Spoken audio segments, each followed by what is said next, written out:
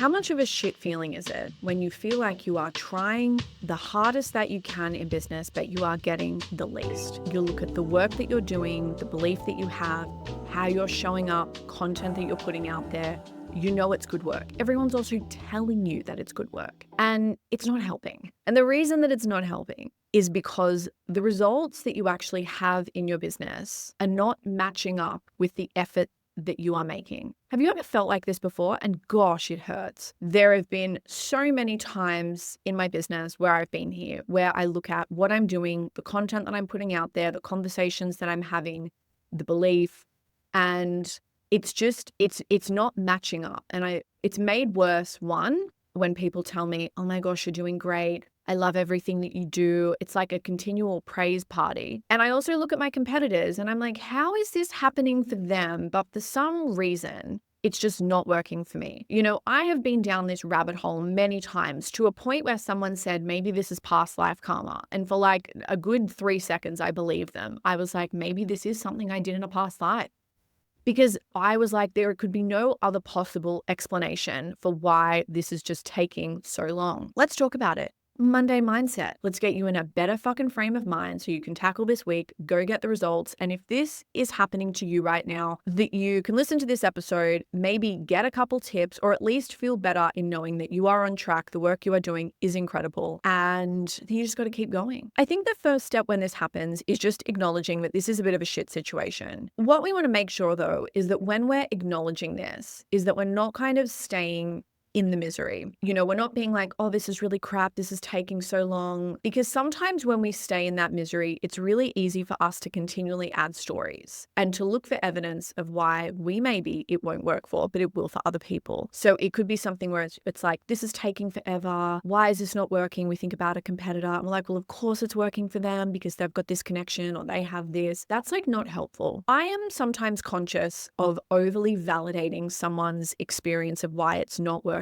and only because I don't want them to get too comfy in them thinking that this is their permanent life. It's not. You're passing through. And I just want you to visualize that for a second. It's just like currently you're on a road trip and you are just in a town that you don't particularly like for a little bit too long, but you know that you are going to move through it. Of course you will. You know, we don't have a car in this situation, but the difference is the vehicle is you, and it's your drive and it's your belief and it's the actions that you take on a daily basis. You know, we're just here a little bit longer than we would like, and that is okay. The next thing is I think it's about getting clear on what you actually want. It's really interesting that, you know, when I feel like that I'm here and I'm doing really good work and the results are not matching up, is that I kind of make these blanket statements. And if you ask me what I wanted, I would kind of like say all of these random little things. I'd be like, well, you know, I want more of this and I want more of that and this would be nice.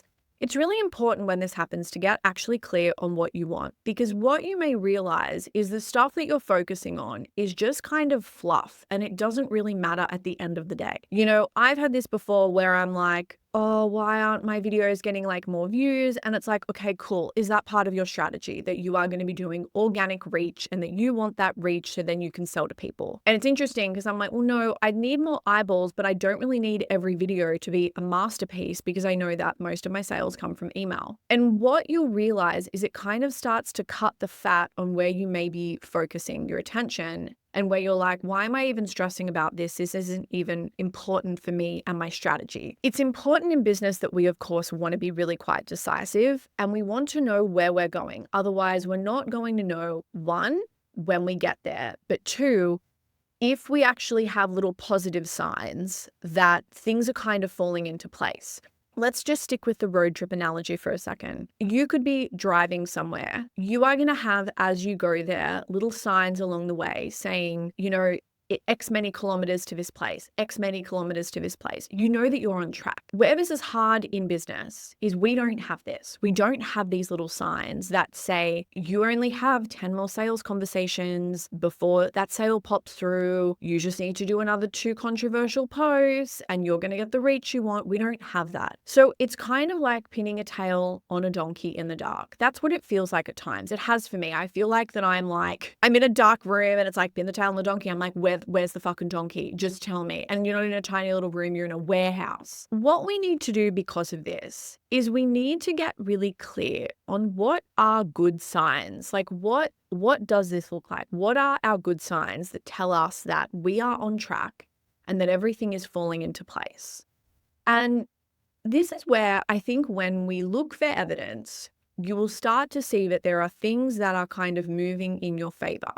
Now, I will say this too, that because business has changed, the landscape of business has changed like so much over the last few years, is that sometimes the work that you were doing 6 months ago or 12 months ago just doesn't cut it now. And sometimes you just need to do some crazy out there thing to just act as like a circuit breaker. Like, what can you do? What does this look like? Don't try to repeat something that worked 2 years ago, because stuff is just moving so fast. And I think, our audience and people have really adapted. Like, we can even look now at attention, how people can't even watch a movie these days because their phone has changed the ability for them to like how much they can actually pay attention to things. So if you are doing something and you're like, let me just go back to what was working 3 years ago, and then you feel like that, well, that's not working. And then you're like, oh my God, how come this is working for everyone else? Potentially it's a sign that you need to do something a little bit different. And I'm not saying completely throw out what you did before, but maybe it's like, what's like a little 1% tweak that we can do? What would that look like? I went off track there. Let's come back. What are the little success markers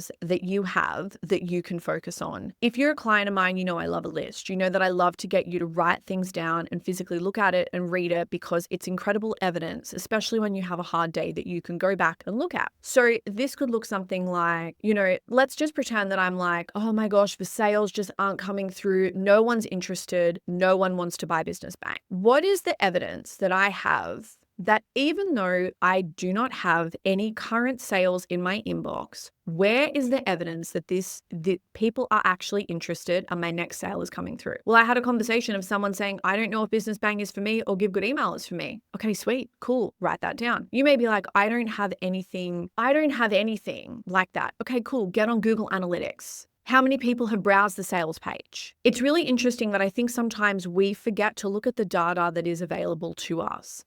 And this is about showing yourself that there are things that are kind of stacking up. And yes, the results are not here yet, but yes, you have to think about it. It's like if we want a sale of, for example, Business Bang, I have to have people go to that sales page and fill in an application. They can't get an application unless they go to the sales page. So the fact that they are already on that sales page means that that next logical step could be filling in an application. So this is where I just want you to look for evidence that the results that you want are happening. And as you do this, the most important thing is that you forget about your competitors. Because I think quite often when we get in this frame of mind, it's not that we're getting in this frame of mind and we're looking at our lack of results. We're looking at the results that the people that we may be, and we can keep this between us. We're like, how is this working for them when they're nowhere near as good as us? You can say that. That is a fine thought to think. We can have this conversation. I've had this before. I'm like, how the hell are they doing better than me? They're a fucking idiot. I literally cannot understand this. And for whatever reason, it's working for them. I want to say too that we never really have an understanding of if it is working for someone or what they have kind of given to get that. I have known people in the past that have booked keynotes, but they've paid to do that keynote. This hasn't been something where they've been paid. They've actually paid for that opportunity. I have known people that have had $50,000 cash months, but they have spent $40,000 in Facebook ads to get that month. And this isn't saying that every single person that is successful they're not really successful because they've been doing stuff behind the scenes. But I think that we're never truly aware of like what it looks like for other people because we're not living their life. We also don't really know how hard they go. We don't know the work they do. Like you could be listening to this podcast right now. They could be actually having sales conversations. They could be pitching. We just don't know. So this is where we just need to, for the minute, take our power back and just forget about them. Put them on like a little cloud, allow them to float away and just put your energy back on you and be like, great, they're cool and all, but right now I'm my focus because the results that I want are my focus. You're also not going to like what I'm going to have to say next, but sometimes it takes time. The results that you want take time, even though you know that you're doing really good work. I have a Pilates example here. I used to do a lot of work with clients that had injuries, and maybe they would have like a bit of a dodgy back for like a couple years, maybe 10 years, and they would come to me and they would get really, really annoyed because they would look at people that have just started and they're like, how come, they've got the results that I want? It was hard for me because I'm like, sometimes it's just going to take time for the results to catch up for the work that you're doing. I could look at the fact that, they had so much working for them. The only thing that they didn't have is the time that it was going to take for the results to happen. And then what happened, this always happened, it was like they were coming to class, they were seeing like minor changes. But then it was like in the matter of a month, everything just happened for them. What they did, and this is really important, and I think this is a bit easier when you have someone that basically says, come to class or you will lose your class. Like we've got our 24-hour cancellation policy, and if you keep canceling, I'm going to kick you out of that class. They knew that I expected them there. Is they continually showed up, and they also had someone kind of riding them respectfully and making sure that they were actually doing really good work. And I think where this is hard when you are an entrepreneur is it's like you're not having someone do that. You're not having someone there being like, no, take that just out. Don't say that. Take that sentence out. So this is where you can maybe even look back at stuff that you've done and look back at your pitches and be like, yeah, I was doing it, but was I kind of watering it down? Because for whatever reason, I kind of was working on a bad day or working through a bad mood where I was like anticipating that they would say no or whatever it is. But I want you to remember that sometimes things will just take time. Like my Pilates clients where I'm like, you're going to have to come for a bit. And sometimes this is going to take longer than you would like, but it will happen. This can be the same for you and your business. Sometimes it's just going to take a little bit longer. And again, I know that's not what you want to hear, but I'm not going to lie to you. I'm not going to say you just have to do this one thing and the results will happen because we're both smart people. You also know that this is not true. What I want you to think about as well, and I think I've had like just some crazy deja vu just then. So I don't know if I said this on a podcast or I said this on a coaching call, maybe both, is that there is so much happening behind the scenes that you have no idea about. No one is going to be sharing their entire thought process with you. Meaning, if we are looking at getting clients, you don't know right now if someone is having sales conversations so they can get money, so they can work with you. You don't know what's happening. Not everyone is kind of going to brief us along the way. And I know you may be like, oh, I would love that. No, you wouldn't. You get really pissed off because you'd be like, okay, just stop telling me this. Just pay me. Like, I don't care. I'm on your vision board. Pay me. You got to remember that when you're doing good work, there are going to be so many people that are doing things behind the scenes that are your number one advocates, but they're just not going to tell you when they do that. The example that I'm pretty sure that I use, because I'm 100% sure we've had this conversation, is you can go to a cafe, you can tell everyone that you had a great experience, but how often do you email the person who owns the cafe and you tell them? Rarely. Like, yeah, you may write a Google review, but a lot of the time people don't even do that. They tell everyone around them, but they never go straight to the source and say, hey, this was exceptional. If you are showing up continually and you're doing good work, you have so many quiet advocates behind the scenes that are talking about you. So that's another thing to remember as well, that you're not in this alone when you're great at what you do, because there are so many people that talk about what you do and tell everyone about what you do. Now, here's a controversial take. And I fully stand in what I'm about to say, is that it's easy to make $1 when you have repackaged someone else's success. And when you're not really doing anything relatively groundbreaking, but you have just been really quick to build your business relying on trends. Quite often, I will have clients that come to me and they will reference a competitor and they're like, why is this happening for them? And, not downplaying what the competitor is doing. But when I look at how they're showing up and when I look at their content, I'm like, this is just easy to chew on stuff. Like, it's stuff where I'm like, they're not really presenting any groundbreaking ideas that require like a lot of thought from people consuming it. It's just something that's really easy. Like, there's just a lot of B-roll where people are like, oh yeah, I like this. Oh, I like that. Oh yeah. Oh yeah, that's kind of nice. That's nice. It's nothing that requires them to think differently. So on that, this is where it could be sometimes getting really clear. And it's like, am I actually making this really hard for myself? Can I dumb this down a bit? Can I make this easier for me and sometimes even a bit more digestible for my audience? I see this a lot where people are really exceptional at what they do. There's a lot of passion, and sometimes they just want to over deliver, and they want to give like so much information. I am so guilty of this. I want to give so much information. I want to go really deep. I want to like transform someone's life in like a 60-second reel. But sometimes people don't need that. They just need something that is easy to consume and entertaining when they're kind of just doom scrolling, and something that they can just latch onto and they're like, I like that. That's pretty cool. So ask yourself, what would this look like for us to make this maybe a little bit easier? And this isn't going to apply to all of you, but I know that there are some of you that are like, yeah, I do have the habit of making this really complex. I have a habit of making this sometimes hard to understand because there's so much love that goes into this. Or maybe I'm kind of like word vomiting on people, right? I'm putting my hand up. I do this all the time. I've done this before where I have recorded like little walkthroughs for people for Give Good Email. And then I'm like, why the fuck did I make that so long and complex? Now they're overwhelmed. I think this is the curse of even being an expert, of when you're really, truly good and you have a solid understanding of everything. There's so much that you can talk about. And sometimes why beginners can thrive because they only know a couple sentences on an idea and that's all they're speaking to. And that's why they're doing well.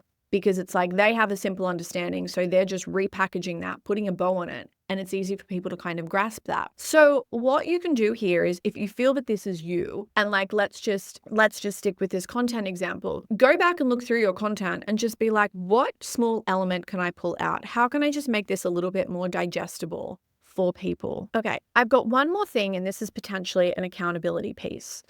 You never want to confuse thought with action. And what I mean by that is, quite often I will have people say to me, I'm trying the hardest, I'm doing everything. And I'm like, are you trying the hardest, or are you just thinking about this continually? Where sometimes we may need a reality check is, it's like, yes, it's one thing to think about this and want, but it's another thing to do. This is where, back to that previous bit of advice, it's like, make this really fucking easy for yourself, right? What would this look like to make this even easier so you can get this done? I feel this is a podcast episode, and everyone probably listening to this is like a beautiful type A perfectionist that is here to change the world, that knows they're great at what they do, that does exceptional work. But for whatever reason, you look at people that have less knowledge that are thriving, right? Is that you? Okay, I thought so. It's hard. But what you want to make sure is that you keep going, that you are visible, that you are having sales conversations, and that you are just approaching life and every day with the belief that everything is working out for you because you do good work, and that you are here to change the world with what you do and how you do it. What I want you to do now, post this episode, I want you to write down 3 things that you want, maybe today or this week. And I want you to be like, I want to dream big. What is my desired outcome? And what are like 2 other things? What are like, just, I've got my magic wand, we're waving around. What does it look like? What are you doing? And write that down. And then what I want you to do from here is, I want you to be like, what is the bold action needed? And I just want you to go and do it. What I want you to remember is that the metric here, I want you to remove the metric of success. I want you to remove the metric that you're going to get a sale and that you're going to get a client or you're going to get more views, whatever. And I want the metric to be the action. And just for the next day or the next week, I want you to just change your focus. And I want you to focus on the action that you are taking within your business. Where this is going to be good is, if you are focused on the results and they are not coming through, it's easy then to get stuck in this lack mentality of, it's like, I'm doing a lot and I'm not getting anything. Because what you're going to start to do is, you're going to start to think about, well, I've done this, but where are the results? Okay, I've done this, but where are the results? Let's just remove that for a second and let's make the metric the action.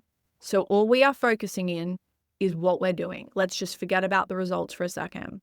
Sometimes if you feel like that you haven't been doing the action and the necessary bold action, you got to stack that up, and you have to stack that a bit faster. And I just want to say as well, this is why I don't believe in the oversimplification of business. I don't believe that you can just do one thing and that everything is going to work out. I think that you have to do multiple things, multiple times a day, all the time, It's like juggling. This is why business is fun, but it's also why it's not for everyone because it can get a little bit hard. I feel like this has gone from Monday mindset into let's just have like a little bit of strategy because sometimes we need it.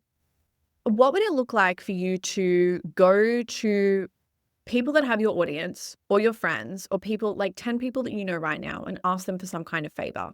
Ask them to be on their podcast, ask them to share something that you've done. And maybe here you're like, I haven't written anything that they can share. Fucking fantastic. Go and create that now and then go ask them. What would it look like if you could go and speak in their community, or if they could connect you with someone on LinkedIn, or if they could just keep an ear out because you want more speaking opportunities? What would that look like to do that right now? I have one more thing to end on here, and it's a whole in defense of stuff taking a little bit longer than you would like. I can think back to when I started my business in 2020 and how I just wanted everything to explode, and how looking back now, I'm so glad that it didn't, because I have had to practice and rehearse and do so many things, and I fucked up along the way, that I'm so much more confident in my approach now that you can put me on a stage, I can hold my own. I think about this a lot where people have kind of exploded early on in TikTok and they're still kind of finding their feet and they're having to deal with stuff, and how that can be really hard when they've achieved a point in success where they have a whole number of followers or they've got all this money, right? It's like you don't want to learn to have to manage money when you have $1 million. You want to learn how to manage money when you have $10 because those results will scale. We don't want to get $1 million and then make a 200 grand mistake. That can happen. You would rather that happen with a small audience or like a small amount of money. So what I want you to think here about, even though this is taking a little bit longer, see how there are perks with going through this growth period now. All of the things that you are learning, all of the things that you are refining. And yes, it is annoying, but that is going to be so beneficial for when the results that you want actually happen. You'll be so grateful for maybe the quiet periods where you could actually refine your craft, or you could work on this, or you could create your funnels, or whatever it is. All the stuff that you've kind of done in these little quiet periods are going to pay off. I truly believe that. I know like we're going to get to a point where we're doing like a couple $1 million a year. That feels so fun to think about.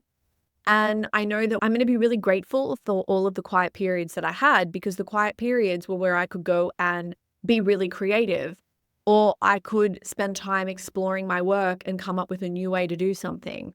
Or I could double down, for example, on the podcast. Imagine if I got so busy and I'm like, yeah, I can't do the podcast anymore. I've now formed this as a habit because we've been a little bit quiet. So there are perks sometimes where things take a little bit longer. It gives you the ability to go deep in what you're doing and refine that. How fun is that to think about? It is so fun to think about. Hottie, I'm going to leave this here because I am hungry, and this is getting quite long for our Monday episode, but that's okay because I love this. I love you. I love you more than the little confrontational thingy that happened at work just then. It was really funny. Our weekly podcast mention, Emma Edwards from the Broke Generation. We were sitting having a conversation. We were not even talking loudly. They have this like open area at work. There are like little desks and stuff. And I'm sitting down there today and we were not talking loud. I was talking like probably half the volume of this. And a man said, "Excuse me, ladies, this is a quiet area." And straight away I was like, no, it's not. And I love you more than the assertiveness that I just had in that situation. I was like, I don't know you. You don't go here. I don't care. I'm going to say what I want, which is this is not a quiet area. If you want that, go upstairs. So I love you more than that, because how fun is it when you feel like that you don't have to apologize for something that you didn't do wrong? That is such a good feeling. And it's a good feeling when you feel really empowered. There's actually a good book. Hold on, where is it? Let me find it. It's called Unbound, A Woman's Guide to Power, and it's by Kasia I can't spell. Kasia Urbaniak. Urbaniak. Really good. If you feel like you struggle with that, like listen, it's good on Audible. That's where I got it, because I love people to read to me like it's a little bedtime story. So I love you more than that. I love you more than I don't even know what time it is. Oh, it's midday. The lunch that Emma and I are about to get at Laurent. I love you more than that. I love you more than my new phone. Oh my gosh. So we're doing something here. I'm trialing something different for this podcast episode. Hashtag happy to take you along with my process. So normally we record on Zoom. I've just got like a mic that plugs into my computer. What I've done differently this time, because my phone last week just shit itself. It just was like, yeah, bitch, I'm done. You just ride me so hard and I'm over it. So I had to get a new phone. And what I've actually done is I'm using my phone as a webcam. I've attached it to my computer and the quality looks better. Now, normally we record in Zoom, but today we haven't done that. I edit in Descript. I actually think I have an affiliate code. So please don't sign up, go through my link. And with that, you actually get a free, and I didn't even realize this, you get a free subscription to Squadcast. So it actually has, I think, better recording than Zoom. So I'm recording in Squadcast at the moment. We'll see what this looks like because I just want to get a bit smarter with being able to repurpose content. I'm putting the podcast episodes up on YouTube, but I also want to try to repurpose them into like little reels without kind of having to record on my phone and do shit there. So I love you more than this little work setup that I have. People have been walking past the booth because I'm doing it at work, giving me some really funny glances about what I'm doing. But anyway, I do also love you more than attention because how fun is that? Hot stuff. I love this. I love you. I'll see you on the next episode.